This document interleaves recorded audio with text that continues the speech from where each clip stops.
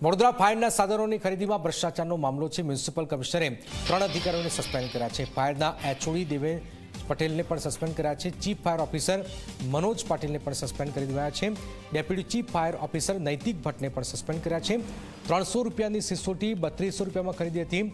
3.10 કરોડના ફાયરના સાધનોની પણ ખરીદી કરવામાં આવી હતી। તો વડોદરામાં ફાયરના સાધનોની ખરીદીમાં ભ્રષ્ટાચારનો મામલો છે।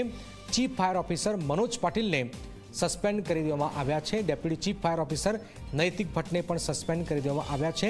3 અધિકારીઓને સસ્પેન્ડ કરી દેવામાં આવ્યા છે। ભ્રષ્ટાચારના મામલામાં મામલો બહાર આવ્યો અને આખરે ફાયર વિભાગમાં ભ્રષ્ટાચારનો મામલો ખૂબ જ ચર્ચામાં હતો અને 3 અધિકારીઓને સસ્પેન્ડ કરી દેવામાં આવ્યા છે।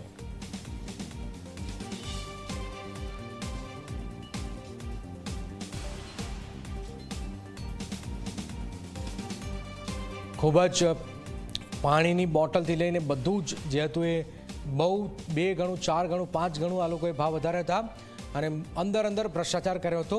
હવે વડોદરા ફાયરના સાધનોની ખરીદીમાં મોટા પાયે ભ્રષ્ટાચાર થયો અને જેમાં 3 અધિકારીઓ પર ગાજગજી છે, સસ્પેન્ડ કરી દેવાયા છે।